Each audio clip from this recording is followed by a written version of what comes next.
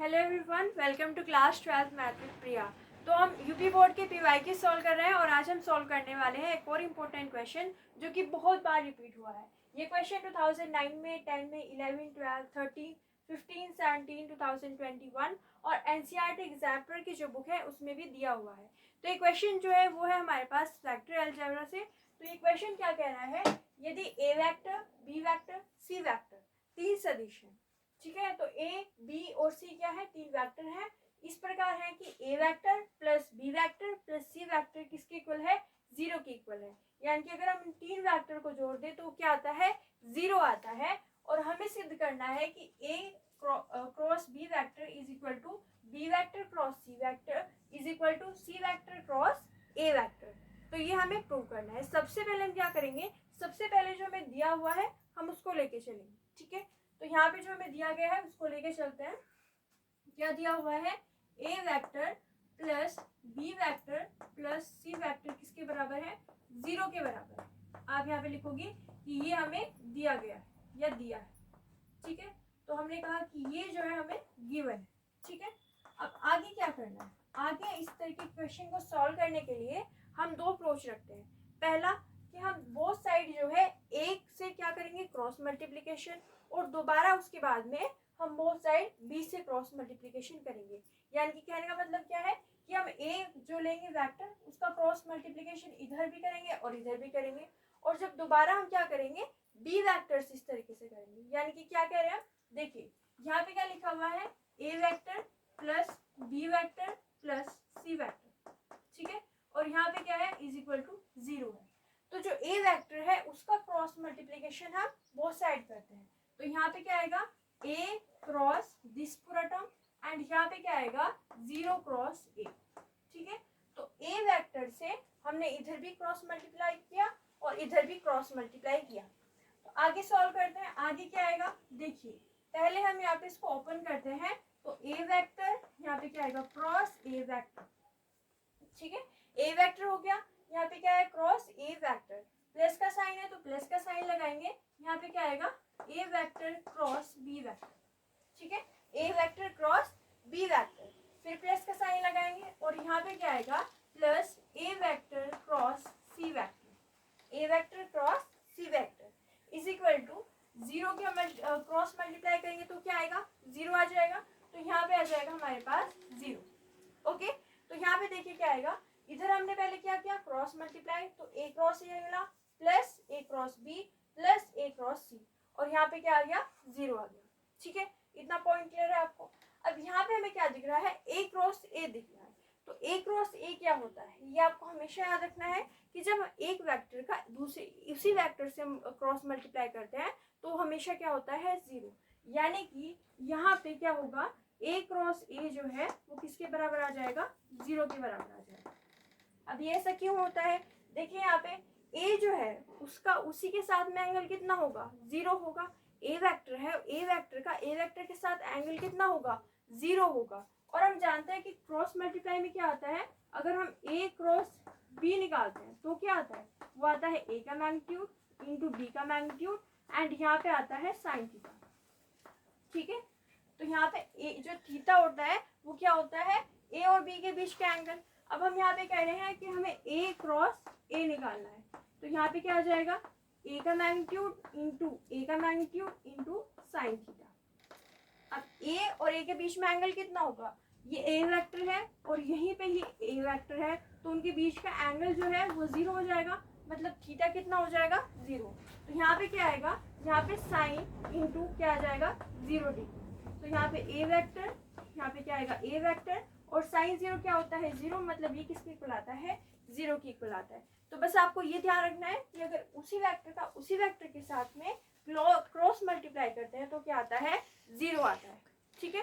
तो हम यहाँ पे क्या करेंगे, इस पूरे टर्म की जगह पे क्या रख देंगे, जीरो, प्लस यहाँ पे क्या चल रहा है, ए वेक्टर क्रॉस बी वेक्टर, ठीक है। अब एक और प्रॉपर्टी हमें यहाँ पे लगानी है कि यहाँ पे क्या लिखा हुआ है, ए वेक्टर क्रॉस सी वेक्टर, ये लिखा हुआ है। तो हम एक और प्रॉपर्टी जानते हैं कि अगर हमारे पास इस तरीके से लिखा हुआ है, ए वेक्टर क्रॉस सी वेक्टर, तो उसको हम कैसे लिख सकते हैं, उसको हम माइनस से लिख सकते हैं, मतलब यहाँ पे आएगा माइनस सी वेक्टर क्रॉस ए वेक्टर, मतलब जब इनको रिवर्स किया तो यहाँ पे क्या आ गया, एक माइनस का साइन आ गया। ए क्रॉस सी क्या होता है, माइनस सी क्रॉस ए। ठीक है, तो ये आपको प्रॉपर्टी यहाँ पे ध्यान रखनी है। तो इसकी जगह पे हम क्या लिख सकते हैं, minus C vector cross A vector, and यहाँ पे क्या आ जाएगा, यहाँ पे आ जाएगा 0। ठीक है, तो ये जो प्रॉपर्टी आपने लगाई है उसको आप साइड में लिखेंगे, जिससे कि आपके जो है मार्क्स अच्छे आएंगे। ठीक है, तो यहाँ पे क्या आएगा, ए vector cross C vector is equal to minus C vector cross A vector. तो ये जो भी हमने प्रॉपर्टी लिखी है उसको साइड में आपको मेंशन कर देना है। तो यहाँ पे क्या आएगा, देखिए यहाँ पे क्या आ रहा है, ए vector cross B vector is equal to, ये इधर जाएगा तो प्लस में चेंज हो जाएगा, यानी कि यहाँ पे क्या आ रहा है, सी वेक्टर क्रॉस ए वेक्टर। ठीक है, तो ये हमारे पास इस तरीके से टर्म जो है आ गई, और ये हमें मिली हमारी फर्स्ट कंडीशन। ठीक है, तो ये हमारी क्या है, फर्स्ट कंडीशन है, तो हम इसको क्या देते हैं, ये हो गई हमारे पास फर्स्ट कंडीशन, यानी कि पहला समीकरण। ठीक है, आगे हम क्या करेंगे, आगे हम b से क्रॉस मल्टीप्लाई कराएंगे। हमने अभी क्या किया है, हमने a से क्रॉस मल्टीप्लाई किया है, और अब हम क्या करेंगे, अब हम b से क्रॉस मल्टीप्लाई करेंगे। ठीक है, तो हम यहाँ पे क्या करते हैं, b से क्रॉस मल्टीप्लाई करते हैं, तो यहाँ पे देखिए क्या आएगा, a क्रॉस, यहाँ पे क्या लिखा हुआ है, a vector plus b vector plus c vector is equal to 0। ये हमें दिया हुआ है, तो हम यहाँ पे लिख देंगे ये क्या है, दिया गया है या दिया है। अब आगे क्या करते हैं, आगे हम b वेक्टर से क्रॉस मल्टीप्लाई कराएंगे, तो यहाँ पे क्या आएगा, यहाँ पे लिखा हुआ है a vector plus b vector plus c vector is equal to 0, और यहाँ पे b क्रॉस हम यहाँ पे लगा देते हैं, और इधर भी हम क्या लगाएंगे, b क्रॉस लगाएंगे।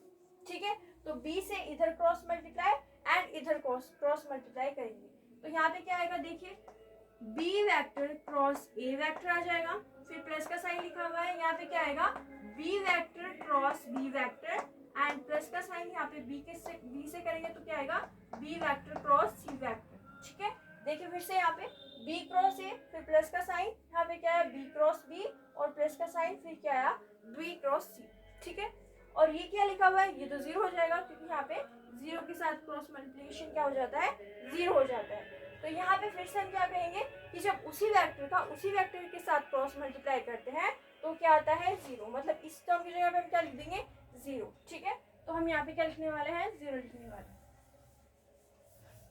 ओके, तो यहाँ पे क्या लिखा हुआ है, यहाँ पे लिखा हुआ है हमारे पास b क्रॉस a, एंड इधर आ जाएगा हमारे पास प्लस में 0। ठीक है, ये आपको पता चल गया होगा कि हमने कैसे लिखा, जैसे a क्रॉस a 0 होता है, वैसे b क्रॉस b क्या हो जाएगा, 0, और प्लस में क्या लिखा हुआ है, प्लस में लिखा हुआ है b क्रॉस c, और राइट हैंड साइड में क्या है, 0। यहाँ पे आप बता देना कि b क्रॉस b क्या होता है, 0 होता है। ओके, आगे देखिए, आगे हम देखेंगे कि इधर जो है हमारे पास a क्रॉस b लिखा हुआ है, तो हम क्या चाहते हैं कि हम इसको ऐसे ही टर्म में कुछ लेके आ जाए। मतलब अगर हम यहाँ पे इसको चेंज करेंगे तो क्या आ जाएगा, एक माइनस का साइन आ जाएगा, मतलब यहाँ पे क्या आएगा, माइनस a क्रॉस b। वही वाली प्रॉपर्टी जो कि हमने यहाँ पे यूज की थी, यहाँ पे देखिए इसको इस तरीके से लिख सकते हैं, तो इसको b क्रॉस a को हम कैसे लिख सकते हैं, माइनस a क्रॉस b। ठीक है, और प्लस में क्या लिखा हुआ है, प्लस में लिखा हुआ है b vector cross c vector is equal to 0। Okay, अब यहाँ पे क्या करते हैं, इसको इधर ले जाते हैं या इस टर्म को इधर ले जाते हैं, तो यहाँ पे क्या मिलेगा, minus a cross b is equal to, यहाँ पे आएगा minus b vector cross c vector. ठीक है, अब माइनस से माइनस वो साइड कैंसिल आउट, यानी कि यहाँ पे हमें क्या मिला, a vector cross b vector is equal to b vector cross c vector. तो ये आ गई हमारे पास दूसरी इक्वेशन। पहली इक्वेशन क्या है, पहली इक्वेशन है a cross b is equal to c vector cross a vector, और दूसरी इक्वेशन क्या है कि a vector cross b vector is equal to b vector cross c vector. ठीक है, अब दोनों में कंपेयर कीजिए, दोनों की लेफ्ट हैंड साइड देखिए, तो दोनों की लेफ्ट हैंड साइड में क्या है, a क्रॉस b है, मतलब ये टर्म जो है इसके इक्वल है। अगली इक्वेशन में हम क्या कह रहे हैं कि ये टर्म जो है इसके इक्वल है, इसका मतलब क्या हुआ, इसका मतलब हुआ ये तीनों ही इक्वल है। ठीक है, तो हम यहाँ पे क्या लिखेंगे, यहाँ पे देखो समीकरण 1 व 2 से, समीकरण 1 व 2 से हम क्या कह रहे हैं, ये तीनों जो है वो बराबर हो जाएंगे। a क्रॉस b किसके बराबर हो जाएगा, a cross b is equal to किसके बराबर हो जाएगा, ये c क्रॉस a के, तो यहाँ पे आएगा c vector cross a vector, और ये दोनों जब इक्वल है तो इनकी राइट हैंड साइड भी इक्वल होगी, मतलब ये टर्म किसके इक्वल आ सकता है, इस टर्म फॉर्म के इक्वल आ सकता है। तो हम यहाँ पे लिख देंगे is equal to B vector cross C vector, और यही हमें क्या करना था, प्रूव करना था। ठीक है, ये हमें क्या करना था, प्रूव करना था। तो हमने इस तरीके से इसको यहाँ पे क्या किया, प्रूव किया। ओके, एक बार फिर से देख लेते हैं कि हमने इस क्वेश्चन को कैसे किया। सबसे पहले हमने कहा कि हमें क्या दिया हुआ है, ए बी और सी जो है वेक्टर है, और उन दोनों को, उन तीनों को अगर हम जोड़ दें तो किसके बराबर है, 0 के बराबर है। तो हमने पहले क्या किया, ए वेक्टर से दोनों और क्या कराया, क्रॉस मल्टीप्लाई। तो यहाँ पे आया A vector cross A vector plus A cross B vector, फिर यहाँ पे आया A cross C vector is equal to, यहाँ पे आ गया हमारे पास 0। अब ए क्रॉस ए क्या होता है, 0, तो हमने इसके यहाँ पे लिख दिया 0, प्लस यहाँ पे क्या मिला, A vector cross B vector, minus यहाँ पे क्या कहा कि ए क्रॉस सी क्या होता है, माइनस सी क्रॉस ए। तो इसकी जगह पे हमने क्या लिख दिया, माइनस सी क्रॉस ए लिख दिया। अब इसको हम इधर ले आए तो क्या मिला हमें, पहली इक्वेशन मिली। ठीक है, इसके बाद में हमने फिर से जो हमें गिवन लाइन थी उसमें बी क्रॉस का मल्टीप्लाई किया।